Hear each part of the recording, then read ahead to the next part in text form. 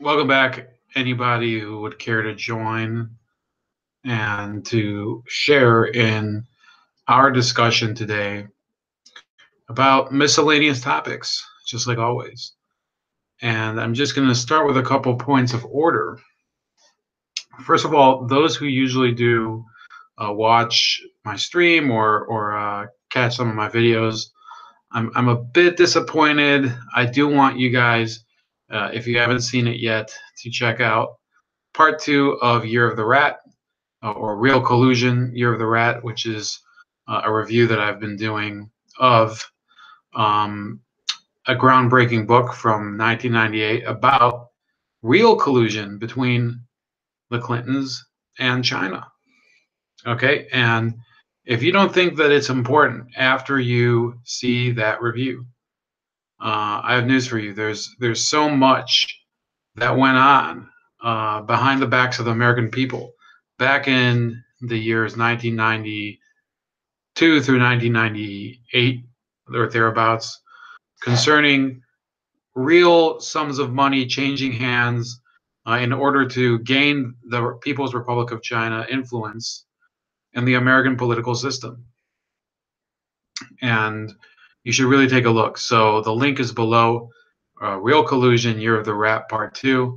Also, I've been getting more reaction than usual for my video rebutting Lionel Nation about FDR. Uh, I think people have the right to continue to think that FDR was a great figure. I'm a bit skeptical, and I said a few things that were, maybe a bit inflammatory. Sweet Speak says, good morning.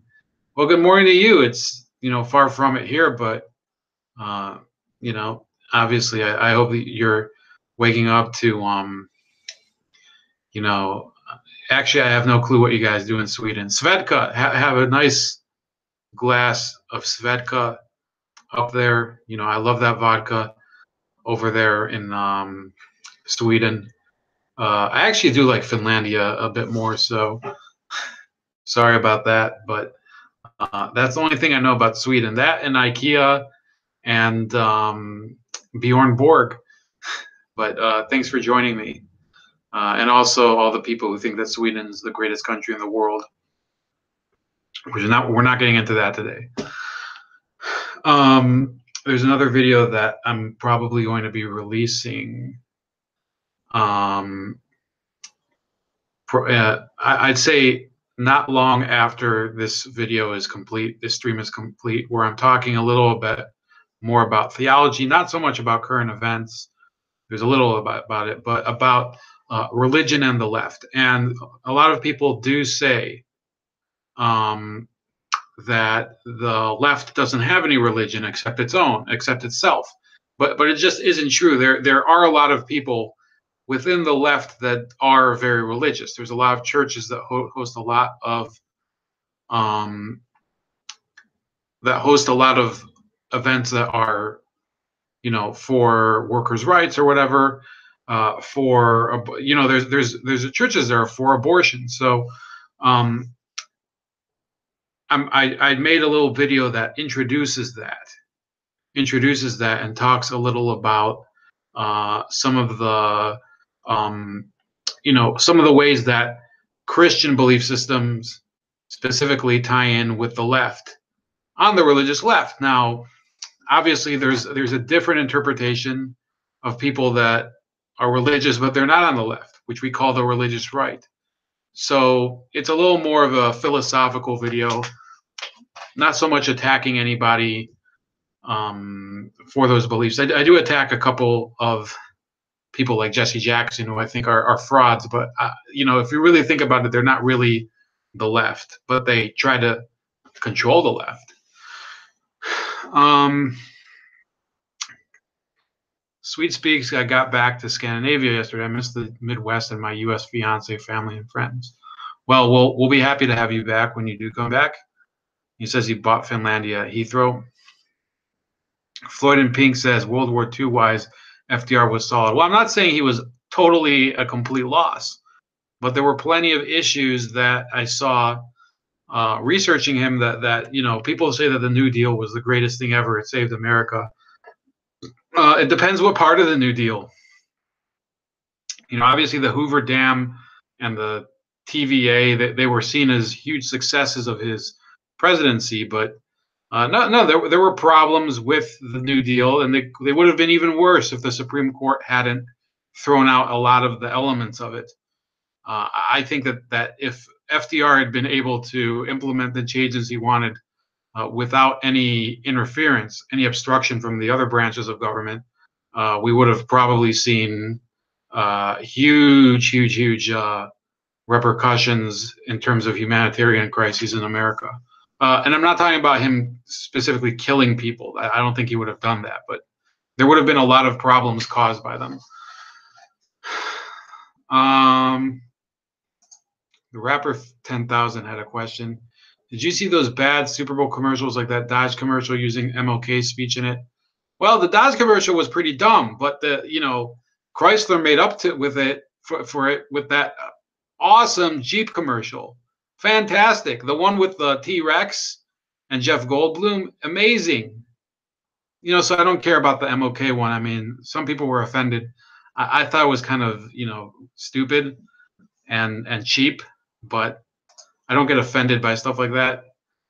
They also had an amazing one with the Jeep, basically driving through a river. So I thought that was fantastic. Sweet Speaks, we could do a collab on Sweden, Scandinavia, and the Midwest and the U.S. one day. Well, absolutely. I'll find a way to get you my email. I'm not sure exactly right now. Sweet Speaks answers one of his questions.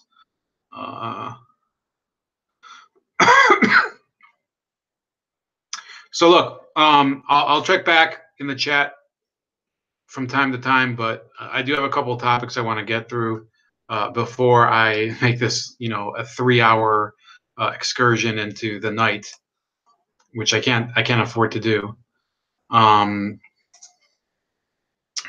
Basically, there's a couple of things that I've seen in the past few days that everybody saw. I mean, just everybody press 1 if you say yes. Did everybody see that video of Trudeau telling that woman to say people kind instead of mankind? Just press 1 if yes.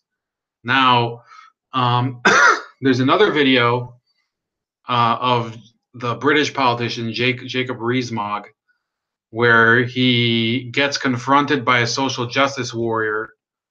And Floyd and Pink says too. Okay, so you didn't see it. Well, so you should see it. Trudeau saying people kind. Look for it. It's breathtaking. He can't listen to the word mankind. Just look it up. Even if you have to mute this video for a second just to look it up, you might as well do it. Then, so Jacob Rees-Mogg went for a speech at one of these universities in Britain, and these Antifa people went and made a huge ruckus, and they said, "Oh, he's a fascist. He's a fascist. Get him off of the platform." And he walked over to them and starts talking to them, and they just whined like a bunch of bitches. So there's a guy, Jacob Rees-Mogg. Could be somebody to check out. Could be somebody with some real potential to be a spokesperson for the British in the future. And by the way, next month there's a vote in Italy, an election on the EU. That's going to change the Brexit picture. That's going to change it. They're expected to vote for some parties that are pretty Eurosceptic, and I do follow that stuff. I'm not somebody who ignores what's going on over there just because I think we live in a pretty good country. And the Sweet Speaks agrees. And then there's another video that you should check out if you've been following the whole Me Too fiasco with women's sexual harassment. You should check out the one with Rose McGowan. You will recall she's one of the first people to have spoken up about the Harvey Weinstein sexual misconduct, rape, all of that. And she's speaking at a book signing in Lower Manhattan or something like that. And this transsexual comes up and starts yelling at her about how she doesn't speak up about sexual assault against trans women. And Rose McGowan wasn't having it, and good for her. It's her event. If anybody has a problem with that, they can. I mean, honestly, they can fuck off. I think that Rose McGowan did exactly the right thing, and this is somebody. She was raped by a producer, and somebody has to come over and say, well, you're not speaking out about this person or that fuck off. This is her event. She's up there. Nobody wants to hear you. In my opinion, Rose McGowan, if she was somebody of the left, this would be somebody with real integrity, not like Bernie Sanders. She would be a real leader for, and I think she is somebody on the left. Rose McGowan is somebody who doesn't take shit. And I respect her very much after watching how she handled that. For yelling back at this bitch who, was giving her shit at her own event. Rapper 10,000. Oh, there is a law in Poland arresting people for saying that Poland is partly responsible for the Holocaust. Remember when Obama says it? And Sweet Speaks, he says, I am not fond of the Polish law. I do agree that the concentration camps were not Polish, but German, though, and the Polish resistance. Now, Rose is still fuckable, but she ain't no leader raiser, right? Well, she gained a lot of respect for me. On that topic of the Holocaust, I actually wrote an op-ed, not an op-ed. I wrote a blog post for. Sorry, I don't want to like toot my horn too much, but I'll put it in the description.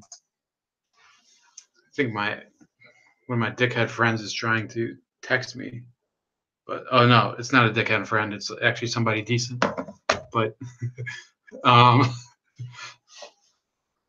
So I'll post it in the chat, and it's from the Times of Israel. So this is not alt-right. You're not going to get flagged for putting it up, but you guys should check it out, because I say I'm against the law.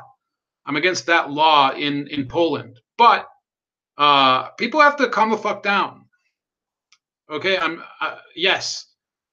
If we were living in Poland, it would be pretty scary. But Poland is not where I live, and I don't think any of you in the chat are living there. Certainly not as Sweet Speaks, even though he appears to be living in a number of places. But look, Poland, yes, they did something that I disagree with, but I can live with it. I'm Jewish. I don't intend to go back to Poland. I know people who are Polish American here in the USA. They don't seem to have any opinion on anything concerning this whatsoever. People have to let this, work itself out. And remember, I actually wrote in the article, so I'm going to spoil it for you, but you should still click on it. That a lot of these organizations, such as the Anti-Defamation League, or as I call it, the Aiding and Abetting Defamation League in the United States, which claims to represent Jews and defend us from bigotry, they only make the bigotry worse. What they did in July, which I spoke about on video, it was the most successful video I've ever made. Never have come close to having any success of that, of that degree since the CNN blackmail scandal. No, that organization at the time, that the ADL, was working to censor speech. So now they're against censorship. In July, they were for censorship. Now they're against censorship. I was against censorship in July, and I'm against censorship now. And I think all of you guys probably agree with me. You don't have any problem. I mean, I for one know that the Holocaust happened, because I had, numerous aunts and uncles, great aunts and uncles that perished in the Holocaust, and you know it affected my entire family on my dad's side, and you know that's something we're not going to get back what we had in our case in Ukraine, and it's gone. You can't have it back. And these people who are trying to go over to Poland or complain to Poland about this law, look, the law is bad, but you're not going to get anything out of complaining to Poland. I don't plan to go on ever going to that country. No disrespect to them. I don't know anybody from there. And frankly, you know, I think it's better to build our society here in America. It's better to build. First of all, I think there's a spiritual crisis within the Jewish community. Not many of you will have to have coped with it, but there's a lot of people who have no consciousness of what the religion says, and you know, and I try to learn. You know, I'm probably not doing a very good job of it. I try to learn a lot of the concepts within our theology that are ignored because of this cultural, you know, this cultural element in it.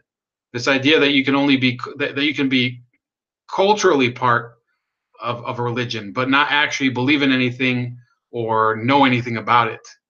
So that's what's important to me. So okay, fine. You want to say that Poland is a problem? That's your problem. But I think that there's a different problem that's much more important. And you know, I got a little bit on the soapbox, but I mean, check out the article. Who is burning my phone up?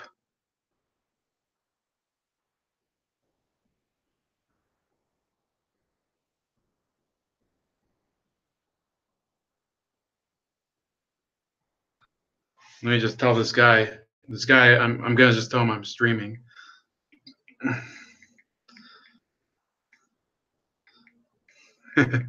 Sorry, there's somebody who's been on the stream, so um, I just want to let him know that I'm on the stream right now.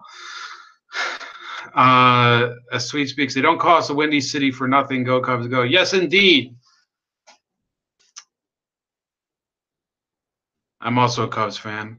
So let's talk about the actual topics for today. Now that I've gone on a number of different tangents.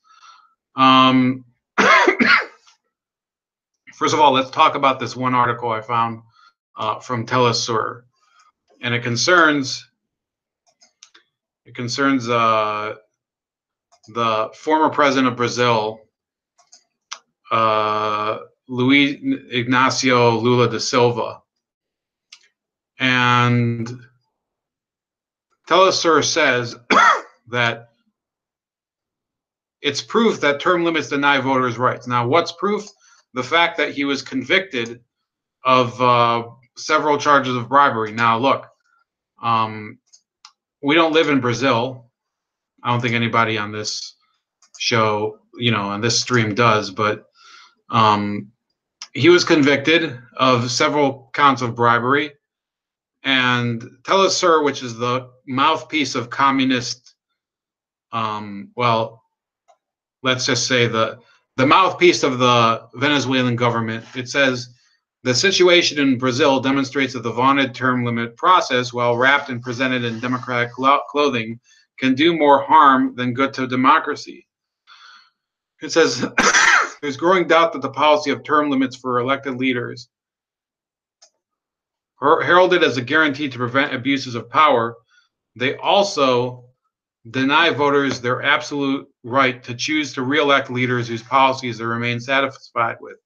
The policy was never given much thought in the English-speaking Caribbean, for example, until it started being applied where leaders have always been re-elected as frequently as they could win free and fair elections. There had always been quiet quarrels with some aspects of the inherited Westminster parliamentary system prevalent in Britain's former West Indian colonies.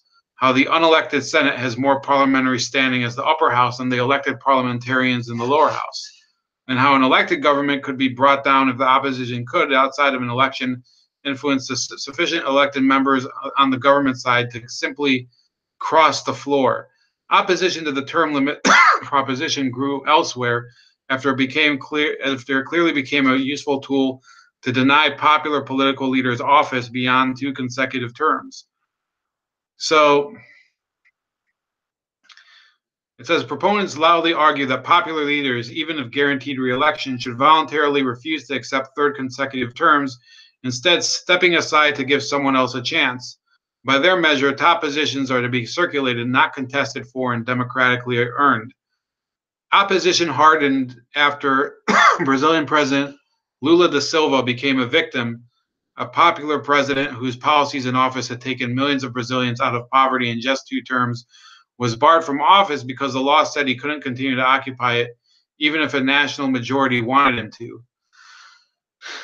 So it says that was a terrible injustice against both Lula and the millions still in poverty, awaiting their turn to be rescued by his positive policies. The only winners were the political opposition, who couldn't find anyone to beat him at the ballot box. Lula left office with an 83% popularity rating, and the Workers' Party replaced him with Dilma Rousseff. But Rousseff was not Lula, and their opponents opted to try doing to her what they couldn't do to him. During Rousseff's presidential campaign, so there's a huge inaccuracy here that I'll tell you about in a second once I pass it. During Rousseff's presidential campaign, the right wing highlighted that she had been a guerrilla who participated in armed struggle. Never mind that she had been imprisoned and tortured. The fact she took up arms against the state, even though it was a dictatorship, was used as sufficient ammunition to gun her down. Ultimately, Rousseff was elected, but with the Workers' Party so very strong, her opponents found new ways to prevent her from contesting a 2nd term. This time, they would use a constitutional coup. In 2016, President Rousseff was accused of breaking the law without committing a criminal act, and the parliamentary plotters used that to haul the Democratic red carpet from under her feet. Now, it's a very subtle inaccuracy, but it's important. They said that they prevented her from seeking a 2nd term, but she was reelected. She was impeached during her 2nd term, and she was impeached. She was impeached because of the same scandal as Lula, and she was caught on the phone guaranteeing to Lula, her predecessor, the other president of Brazil, a spot on the cabinet so that he wouldn't be prosecuted. And they try to make the case just because Lula. This is what you'll find about well, about a lot of people who are progressive. Okay, I'm not going to say all of them because then I'll get yelled at. But a lot of people who are progressive, but their opinion is what should guide a nation's destiny. However, when popular opinion turns against the people that they support, then they start yelling about how in reality it's manipulation from overseas and the IMF and the Bilderbergs and me.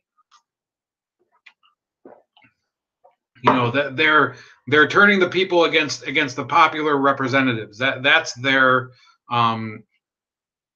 you know, that's their antidote for any popular uprising against their policies. And Lula is no exception. Okay, what happened in Brazil is not. It has by no means any relevance to the popular will. I think this guy. This is Earl Busquet, who is a pretty prominent writer on Telesur. So yeah, this is a Caribbean socialist, Earl Busquet, from St. Lucia, and the issue with this is that they're trying to say, well, we need an absence of term limits because we need to keep the leaders in power that have popular support. Okay, now that may sound fantastic, and I don't have, in principle, I don't have any problem with a lack of term limits for executive office as long as there's checks and balances. But in reality, checks and balances are exactly what went wrong in some of the countries where you know, term limits have been removed. You know, in Russia, they have removed a lot of the I mean, there's term limits, but as Bousquet actually elaborates upon in the rest of his article, um, those were circumvented by having Putin stand for the office as prime minister instead of as president. And then the office of prime minister became more important for 4 years than the office of president. Okay, so basically, yeah, power was centralized within one person. There's no independence of the judiciary in Russia or in Venezuela or in many of these countries. In Brazil, it managed to remain reasonably independent. But what this guy fails to talk about is that in their time in power, Lula and Rousseff, they didn't necessarily have the people's best interests in mind with many of their policies. Remember the World Cup and Olympics fiascos, which created fantastic amounts of debt in Brazil, among other things. You know, it wasn't only that created the debt in Brazil, but that stuff definitely didn't help. It ran huge deficits, building capital projects, these stadiums that never ended up getting used after the World Cup or the Olympics. But they actually destroyed poor people's neighborhoods in order to build those facilities. So not only did they build shit that they couldn't use after the events, they actually ruined people's lives and destroyed neighborhoods in order to accomplish that. So I'm tired of hearing about how this cooperative philosophy, this social democracy or democratic socialism is the way to go in order to better people's lives. It didn't better people's lives in Brazil. It didn't do it in Venezuela either. But that's an even longer discussion. But this guy is trying to argue that term limits are a violation of the popular will.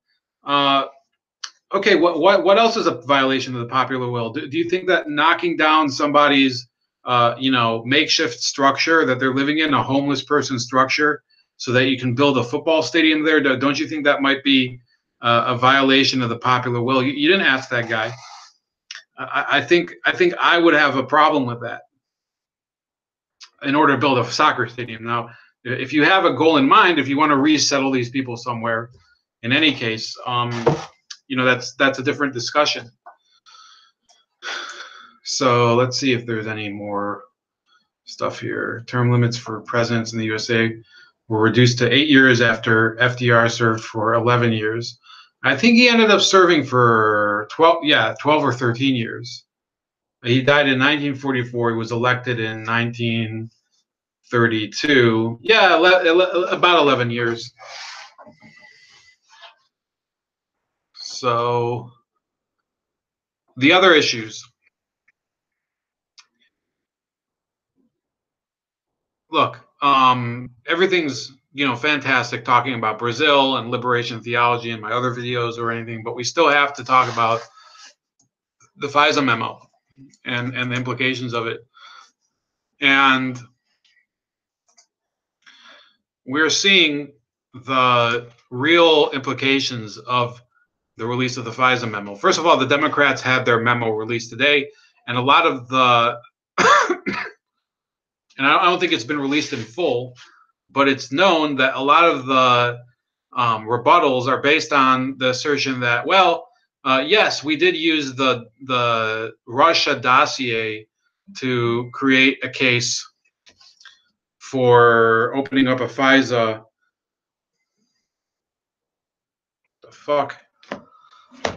Opening up a FISA surveillance warrant against Donald Trump associates like Carter Page.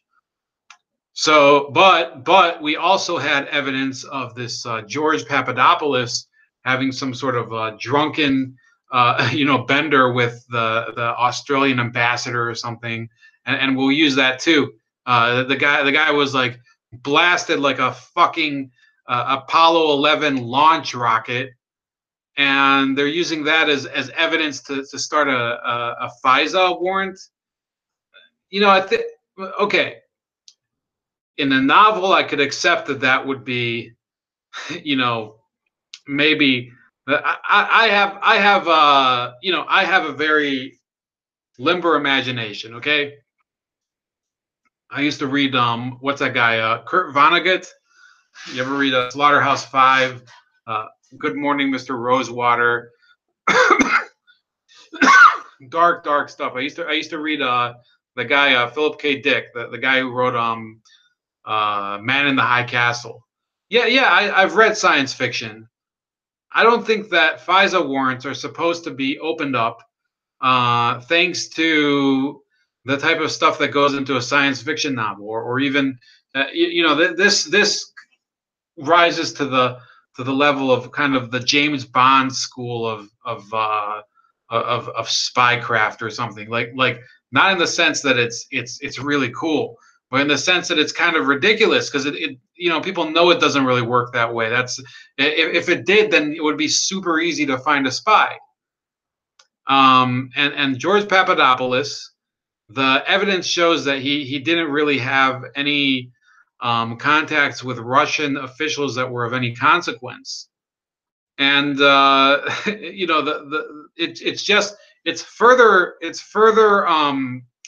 eroding the Democrats' case that they actually had a case, and that's the value of Devin Nunes's tactic. It's basically he releases something that shows some of the real issues at hand. In turn, the Democrats try to defend themselves by releasing what they think is a rebuttal, but is in reality just shows how much they've really gone off the deep end and don't know what people they've lost all sense of how people perceive them.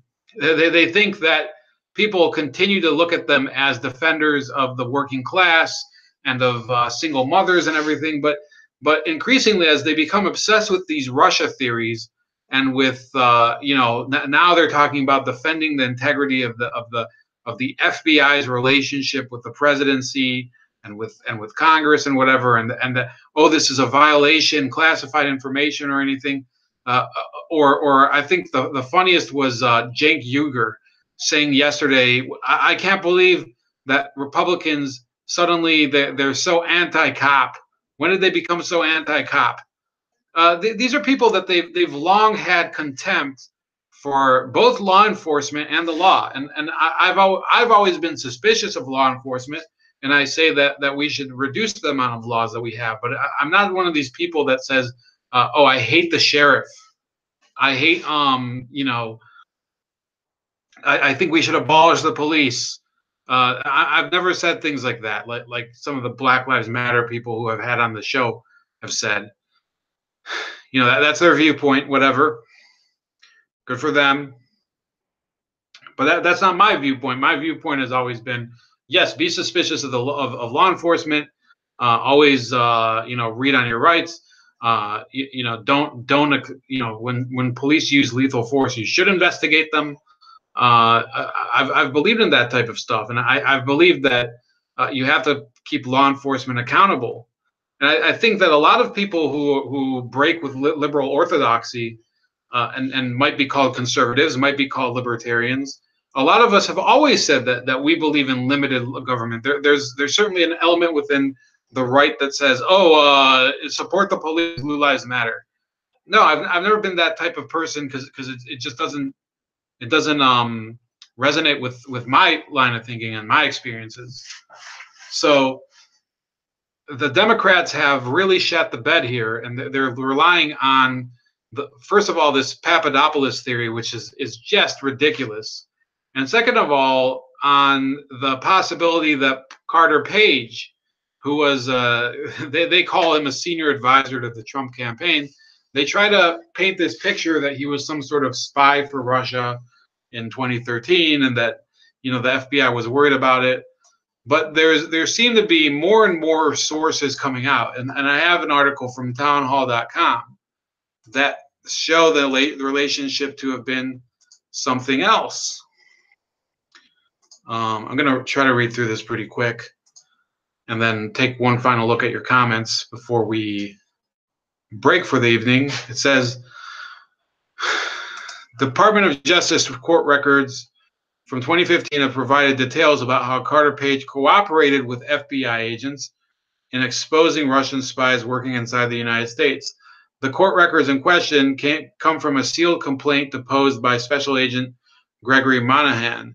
In the complaint, Monahan attested to how Page was the target of efforts by Russian Foreign Intelligence Service agents Igor Sporishev and Viktor Podobny to recruit sources in New York City. According to the documents, Page and Podobny first met at an energy symposium in New York in January 2013. At this conference, Podobny gave his contact information to Page, who subsequently followed up with the Russian, both by email and in person, to talk about energy policy. Page transferred unspecified documents to Podobny about the energy business, but Monahan did not recommend that any charges be levied against Page.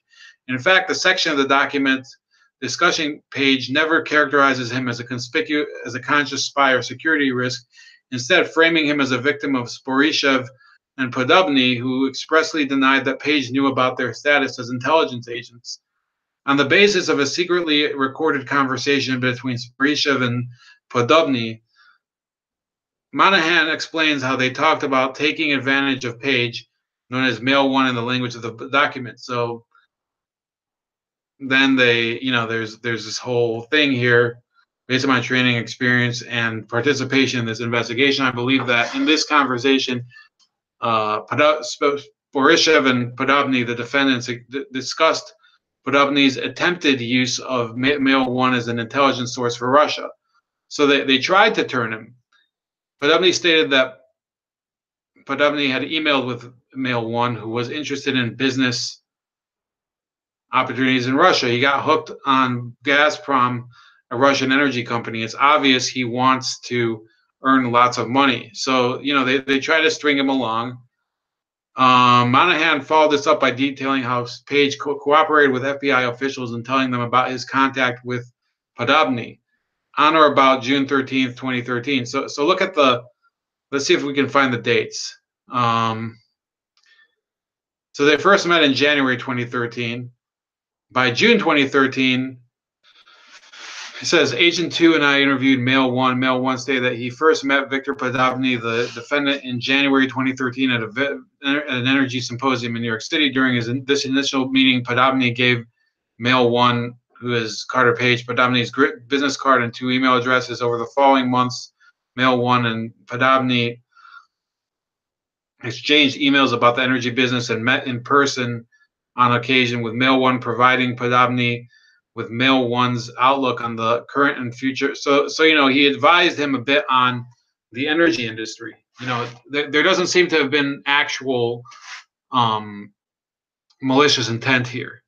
The information above formed a part of the Department of Justice and FBI's basis for charging Sporishev and Podobny with conspiracy to violate the Foreign Agents Registration Act, as the rest of Monahan's sealed complaint goes into details. So if Carter Page was acting as a foreign intelligence agent for Russia as far back as 2013, as has been repeatedly implied by mainstream media reports, why did FBI agents at the time not see him as such? Based on the information provided above, it seems perfectly plausible that Page thought he was developing a relationship with someone who was a legitimate business contact.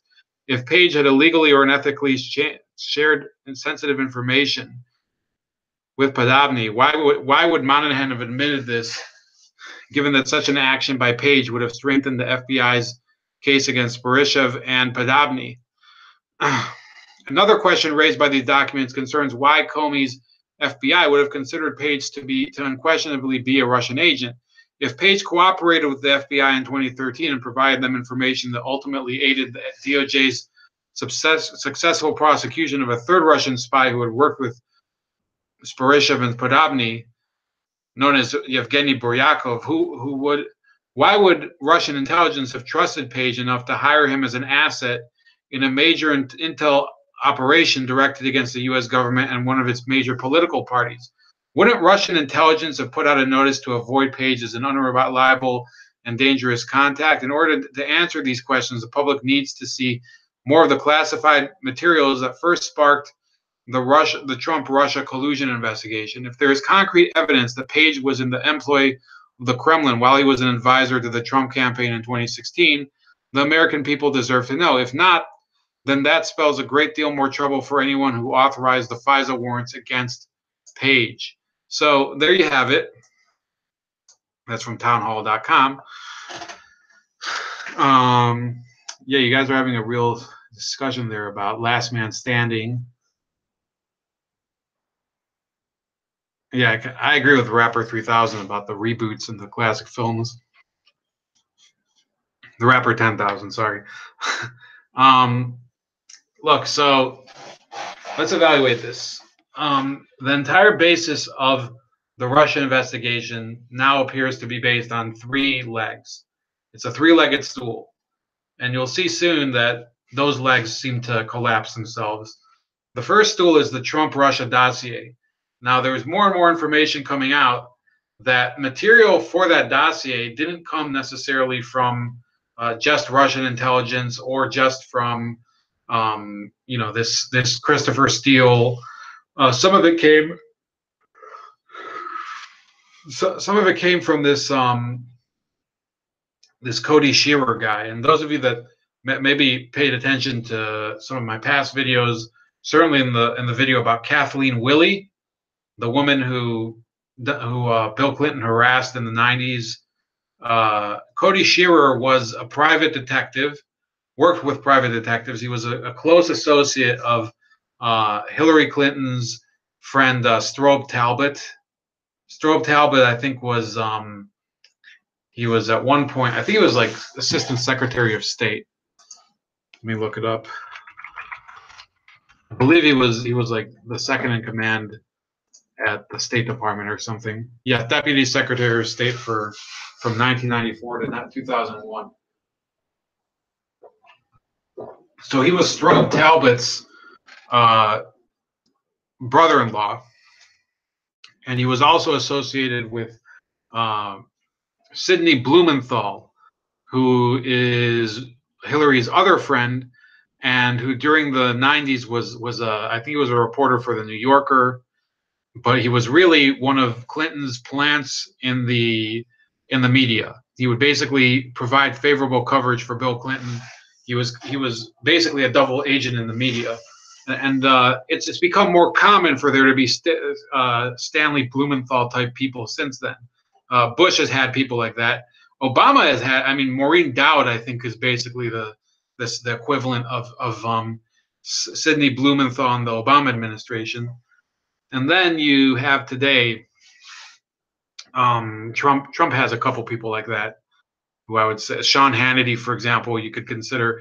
But Sidney Blumenthal took it to a different level because he was actually an operative for Bill Clinton disguised as a journalist. So his journalist cover was completely fake. It was completely coordinated, and his integrity as a journalist was basically destroyed when he tried to imply that Monica Lewinsky was a stalker, and that the whole Lewinsky scandal was made up, and there was no sex or whatever. She was just obsessed with Bill Clinton. His integrity went down the toilet, Stanley Blumenthal. So Cody Shearer is an associate of his, and there's now evidence that suggests that some of the stuff that was in the dossier came from them, and that would significantly undercut their credibility, because there's been evidence of several lies and misrepresentations of truth published or leaked by them in the past that have caused severe problems. The birther controversy is widely that Barack Obama was not born in the U.S. is widely attributed to Stanley Blumenthal. Before anybody wants to say that it was Donald Trump, Stanley Blumenthal was alleged to have been the person who spread it originally, before Trump was even a politician. Almost choked.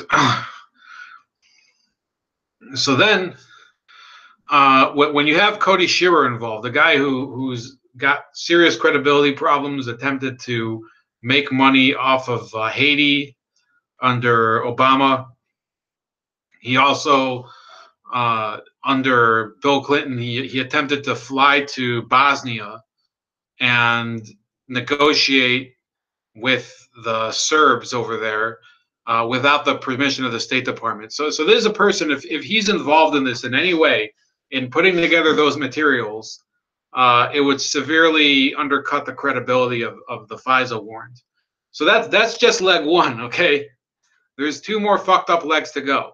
The second fucked up leg is George Papadopoulos, who, this is a guy got drunk with an ambassador and shouted about some crap with Vladimir Putin and a professor or whatever. So yeah, that leg is, there's really nothing more to it than that. He's pretty much a dead end. And then the third leg is, like I said, the whole issue of Carter Page, where they try to make it seem like he was an agent for Russia. And in reality, it appears to be that he is just some dude who informed to the FBI about some Russians that he knew. And that would actually make him the opposite of a spy. It would seem that he reported on spies. So how would that support the accusation that Carter Page was a Russian agent? It seems like he was the opposite of a Russian agent. He was somebody who reported Russian agents. And I've seen this being argued by Lionel Nation today, by Dick Morris. I watch his podcast once in a while. There's a real problem with the whole premise that you can just cherry pick certain events from somebody's record, like Carter Page. They all say, oh, he flew to Russia, so therefore he must be a Russian agent, and he met with a couple people that are on a list somewhere. Okay, so you also omitted the part about him closing Russian or alerting the FBI to the presence of Russian agents who tried to possibly squeeze him for information. So yeah, I think the warrant is bullshit, and it's going to undermine the case even more. Let's see some of these comments. There are documentaries on the internet of how power hungry Hillary Clinton truly is. I strongly think that she set Bill off and scared those women to be quiet. I think in many ways, she was like Bill Clinton's controller, and she couldn't control everything he did, because obviously he would fuck anything that moved. But she controlled a lot of his appearances to the media. They were a killer team, no pun intended, in many senses, because she was the one person that he could count on that was always concerned with furthering his political goals. And remember, he was from Arkansas, so a lot of the people surrounding him in Arkansas, Bill Clinton, he saw as rivals. I think that's one of the reasons that he married somebody from outside of Arkansas, and that he sought help from a lot of people from outside of Arkansas, because he didn't really trust the people around him. And it was proven to be true that a lot of the people who were with him in Arkansas proved to be very unreliable. If you read, for example, Gary Aldrich's book, Unlimited Access, if you read, for example, about his issues with Larry Nichols, who was a civil servant who worked under him in Arkansas, who eventually went to the media and said, oh, he did so many dirty things in Arkansas, and I'm a witness to all of it. This is after he married Hillary Clinton, but bear with me. The state troopers that guarded him, that were his security detail, they also exposed him to the media and told David Brock, who was a right-winger at the time, they told him that he was seeing prostitutes. I don't think it was prostitutes, but he was seeing his mistresses, and that they were basically his pimps. They would bring him women for him to make booty calls on. So yeah, he didn't trust people from within Arkansas, and I think that's one of the reasons that he continued to hold Hillary Clinton so highly, because he believed in her as probably one of the few people that was genuinely loyal only to him. Floyd and Pink says, LOL, bye-bye corporate media memo narratives, a la the hard bastard. Yeah, absolutely. I mean, yeah, I think the hard bastard was ahead of the game on a lot of these things, but these revelations about Carter Page have only come out in the past 24 to 48 hours. I'm wondering because I didn't get a chance to check his stuff out, so I'm wondering if he talked about it yet. Swede Speak says the West should have worked with the Serbs against Islam. Okay, Serbs might be a little crazy, but they were on the right side when it comes to Islam. Yeah, that's a place I could see where I don't know if we should have even been involved in Bosnia as much as we were. I know that I don't know about supporting the Serbs, but one of the big issues with the American involvement in Bosnia is that they supported different sides at different times. It was a three-way war, for example. Most wars have two sides, but some wars have more, and that was one of them. So sometimes the United States was basically supporting the Croats. Sometimes they were supporting the Bosniaks, which are the Muslim people of Bosnia. Sometimes they were supporting the Serbs, or no, they never supported the Serbs. They were always against the Serbs. So to me, it didn't make sense for. At the time, I was too young to even care. So I'm saying, reflecting on it later, it seems like it was a bad idea to get involved in a three-way war. Now, President Clinton, remember, he got signed the 1995 Dayton Peace Agreement between Serbia, Croatia, and Bosnia. And I think that was a foreign policy accomplishment of his. So I don't, I do give credit to people, even if I don't like them, for things that they got correct. I think he did succeed in bringing that phase of the Yugoslav wars to an end. Now, I've said before, I'll criticize people that I support. I've criticized Donald Trump. They just said that Donald Trump on Washington Post, and I'll see if this is correct, but there have been reports that he wants to have a massive military parade. I'm totally against it. Why have a military parade? You have so many better things to do. You're president of the United States. You know how to I'd rather him have a town hall or something. Have more discussions with people, more open forums with people. You could pick somebody to talk to. A military parade is. I don't believe in those. First of all, based on my time in the military, I think they suck. And yeah, I think we have to focus less on giving more money to the military and more on returning more rights, powers, and capital to the average citizen. So that's it. Thanks for everybody for joining on this Tuesday night, Wednesday morning. The Rapper 10,000, Floyd and Pink, Sweet Speaks.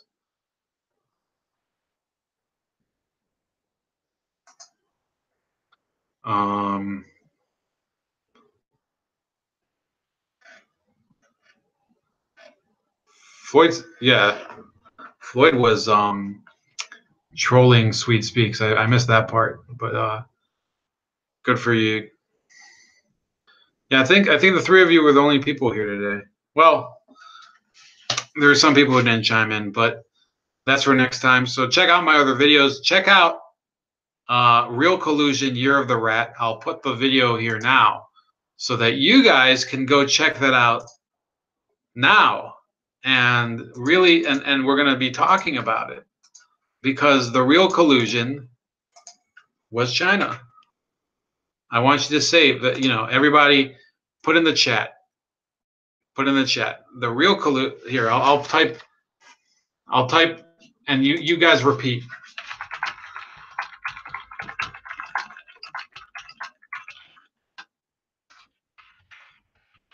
Everybody put that up. The real collusion was with China, 1996. Everybody put it in. We're not going home till everybody. We're going to start a new cult, the Clinton China cult. I see you guys don't want to go home, but I guess you could just close the window. But check out that video. I put the link up there. That is the video. That's part 2, first of all.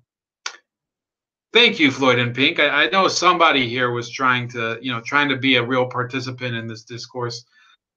Everybody, please check out that video. Check out part 1 of that video. I think the part 1 is in the link, is in the description to the video that I put above in the chat. Okay, so those of you that are watching later, the link to that video is in the description. So everybody start reading about it, and we're going to start a new buzz about Clinton, China. We're going to start, it's going to come from here, and then it's going to flow through, some of the other, and Floyd and Pink, the hard bastard, and he's perfectly willing to talk about this, but we have to pique his interest. So we have to start whispering now. It's a everybody thinks a whispering campaign is wrong. Well, I mean, but accepting campaign contributions from China is, I guess that was also wrong in some way. So we're going to start a whispering campaign about Clinton, China, and this time it's going to be right. Everybody have a great night. We'll see you when you see you.